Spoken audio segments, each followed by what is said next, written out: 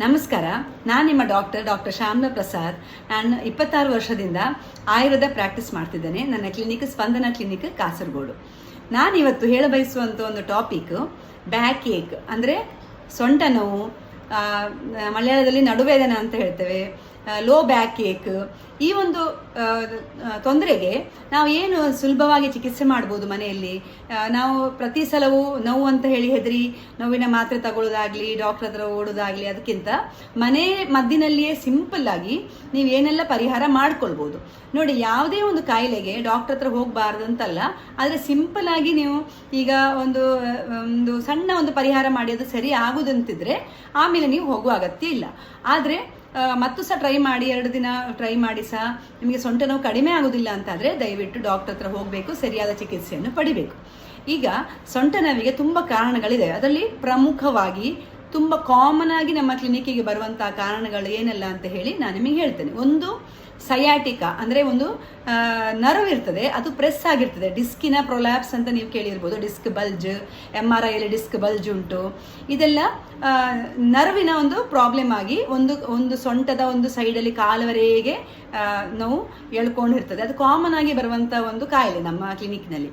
ಇನ್ನು ಮೂತ್ರದ ಇನ್ಫೆಕ್ಷನ್, ಮೂತ್ರದ ಕಲ್ಲು, ಯೂರಿನರಿ ಟ್ರ್ಯಾಕ್ಟ್ ಇನ್ಫೆಕ್ಷನ್ ಆಗಿ ಈವನ್ ಮೂತ್ರದ ಕಲ್ಲಿದ್ರೆ ಯೂರಿನರಿ ಕ್ಯಾಲ್ಕುಲೈ ಅಂತ ಹೇಳ್ತೇವೆ, ಅದಿರುವಾಗ ತುಂಬ ಜನರಿಗೆ ಸೊಂಟ ನೋವು ಬರ್ತದೆ. ಕೆಲವರು ಸೊಂಟ ನೋವು ಅಂತ ಹಾಗೆ ಕೇರ್ಲೆಸ್ ಮಾಡ್ತಾ ಇರ್ತಾರೆ, ಆ್ಯಕ್ಚುಲಿ ಮೂತ್ರದ ಕಲ್ಲಿರ್ತದೆ.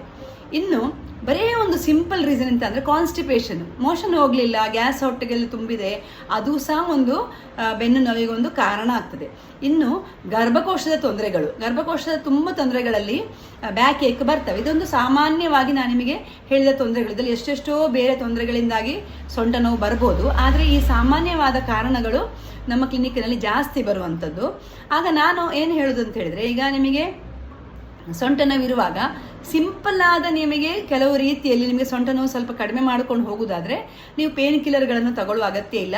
ಆದಷ್ಟು ನಿಮ್ಮ ಮನೆಯಲ್ಲೇ ಸುಧಾರಿಸ್ಬೋದು. ಈಗ ಕಾನ್ಸ್ಟಿಪೇಷನ್ ಅಂತ ಹೇಳೋದು, ಮೋಷನ್ ಹೋಗಲಿಲ್ಲ ಅಂತ ಹೇಳಿದ್ರೆ ಚೆನ್ನಾಗಿ ನೀರು ಕುಡಿದು, ಬಿಸಿನೀರು ಕುಡಿದು, ಜೀರಿಗೆ ನೀರು ಕುಡಿದು, ಸ್ವಲ್ಪ ಗ್ಯಾಸ್ ಬ್ಲೋಟಿಂಗ್ ಅಂತ ಹೇಳ್ತೇವೆ, ಅದನ್ನು ಸ್ವಲ್ಪ ಕಡಿಮೆ ಮಾಡಿಕೊಂಡ್ರೆ, ಮೋಷನ್ ಎಲ್ಲ ಸರಿ ಹೋದರೆ ಕೆಲವರಿಗೆ ತಾನಾಗಿಯೇ ಸೊಂಟ ನೋವು ಕಡಿಮೆ ಆಗ್ತದೆ.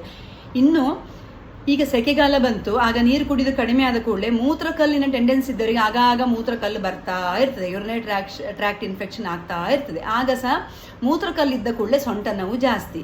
ನಿಮಗೆ ಮೂತ್ರ ಉರಿ ಉಂಟು, ಮೂತ್ರ ಬೆಂಕಿ ಬಂದಾಗ ಆಗ್ತದೆ, ಆಗಾಗ ಮೂತ್ರ ಹೋಗುವಂಥ ಫೀಲಿಂಗ್ ಬರ್ತದೆ, ಹೊಟ್ಟೆ ಅಡಿ ಭಾಗದಲ್ಲಿ ನೋವು ಉಂಟು, ಆಮೇಲೆ ಸೊಂಟದಿಂದ ನೋವು ಬಂದಾಗೆ ಆಗ್ತದೆ, ಮೂತ್ರಕೋಶಕ್ಕೆ ಹೋದಾಗೆ ಆಗ್ತದೆ ಆ ನೋವು. ಹಾಗೆ ಇರುವಾಗ ಹೆಚ್ಚಿನ ಒಂದು ಸಂಶಯ ಮೂತ್ರದ ಕಲ್ಲಿರಬಹುದು ಅಂತ. ಅದಕ್ಕೆ ಹೇಗೆ ಗೊತ್ತಾಗೋದು ಅಂದರೆ, ಅದಕ್ಕೆ ಸ್ಕ್ಯಾನಿಂಗ್ ಅಥವಾ ಮೂತ್ರದ ಟೆಸ್ಟ್ ಮಾಡಿಯೇ ಗೊತ್ತಾಗಬೇಕಷ್ಟೇ, ಹಾಗೆ ಗೊತ್ತಾಗಲಿಕ್ಕೆ ಸಾಧ್ಯ ಇಲ್ಲ. ಆದರೂ ನೀವು ಚೆನ್ನಾಗಿ ನೀರು ಕುಡಿದು, ಬಾರ್ಲಿ ನೀರು, ರಾಗಿ ನೀರು, ಅಂದರೆ ಜ್ಯೂಸ್ ತೆಗೆದು ಕುಡಿಯೋದು, ಎಳನೀರು, ಆಮೇಲೆ ಕಸಕಸೆ, ಹೀಗೆ ತಂಪು ಮಾಡಿ ಚೆನ್ನಾಗಿ 2-3 ಲೀಟರ್ 4 ಲೀಟರ್ ತನಕ ನೀರು ಕುಡಿದು ಚೆನ್ನಾಗಿ ಮೂತ್ರ ಫಾಸ್ಟಾಗಿ ಹೋದರೆ ಸಣ್ಣ ಸಣ್ಣ ಕಲ್ಲಿದ್ರೆ ಹೋಗುವ ಚಾನ್ಸ್ ಇರ್ತದೆ. ಆಮೇಲೆ ದೊಡ್ಡ ಕಲ್ಲಿದ್ರೆ ಹೋಗ್ಲಿಕ್ಕಿಲ್ಲ, ನಿಮಗೆ ಜ್ವರ ಬಂದಾಗ ಆಗ್ತದೆ, ಹಾಗೆಲ್ಲ ಇದ್ರೆ ಮಾತ್ರ ನೀವು ಡಾಕ್ಟ್ರಲ್ಲಿ ಹೋದರೆ ಸಾಕು. ಇನ್ನು ಗರ್ಭಕೋಶದ ತೊಂದರೆಗಳಿದ್ರೆ ಒಂದಲ್ಲ ಒಂದು ರೀತಿಯಲ್ಲಿ ಗರ್ಭಕೋಶದ ಇಂದಾಗಿ ಸೊಂಟ ನೋವಿದ್ರೆ ಅದು ಕಾಣಿಸ್ತದೆ. ಹೇಗೆ ಅಂದರೆ, ಮೆನ್ಸಸ್ ಬರುವ ಮುಂಚೆ ತುಂಬ ಸೊಂಟ ನೋವು ಬರ್ತದೆ, ಮೆನ್ಸಸ್ ಇರುವಾಗ ಸಿಕ್ಕಾಬಿಟ್ಟೆ ಸೊಂಟ ನೋವು ಇರ್ತದೆ. ಹಾಗಿರುವಾಗ ಹೆಚ್ಚಿನವರಿಗೆ ಅದು ಗರ್ಭಕೋಶದ ಇಂದಾಗಿ ಬರುವಂಥ ಸೊಂಟ ನೋವು ಅಂತ ತೀರ್ಮಾನ ಮಾಡ್ಬೋದು. ಇನ್ನು ನಿಮಗೆ ಅರ್ಥ ಆಗ್ತದೆ, ಬಕೆಟಲ್ಲಿ ಎತ್ತುವಾಗ ಒಮ್ಮೆ ಕುಸ್ಕಿದಾಗಾಯಿತು, ಜಾರಿದಾಗಾಯಿತು, ಹಾಗಿರುವಾಗ ಮಸಲ್ಸ್ ಸ್ಪ್ರೈನ್, ಅಂದರೆ ಮಾಂಸಖಂಡಕ್ಕೆ ತೊಂದರೆಯಾಗಿ ಸೊಂಟ ನೋವಿರುವ ಚಾನ್ಸ್ ಇರ್ತದೆ. ಇನ್ನು ಹಲವಾರು ಕಾರಣಗಳಿವೆ ಸೊಂಟ ನೋವಿಗೆ, ಆದರೆ ಕಾಮನ್ ಆಗಿ ಬರುವಂತಹ ಕಾರಣಗಳು ಇವು. ಇದಕ್ಕೆ ಒಂದು ಕಾಮನ್ ಪರಿಹಾರ ಏನು ಗೊತ್ತುಂಟ? ಫಸ್ಟಿಗೆ ಏನು ಮಾಡಬೇಕು, ನೀವು ಕಾನ್ಸ್ಟಿಪೇಷನ್ ಇದ್ರೆ, ಗ್ಯಾಸ್ ಇದ್ರೆ ಫಸ್ಟ್ ಅದನ್ನು ಸರಿ ಮಾಡ್ಕೊಳ್ಬೇಕು. ಚೆನ್ನಾಗಿ ನೀರು ಕುಡಿದು, ಜೀರಿಗೆ ನೀರು ಕುಡಿದು, ಶುಂಠಿ ನೀರು ಕುಡಿದು, ಚೆನ್ನಾಗಿ ವಾಕಿಂಗ್ ಮಾಡಿ ಸ್ವಲ್ಪ ಪರಿಹಾರ ಮಾಡ್ಕೊಳ್ಳಿ. ಗ್ಯಾಸ್ನ ತೊಂದರೆಯಿಂದಾಗಿ ನಿಮಗೆ ಸೊಂಟ ನೋವಿದೆ, ಅದರಲ್ಲಿ ಕಡಿಮೆ ಆಗ್ತದೆ.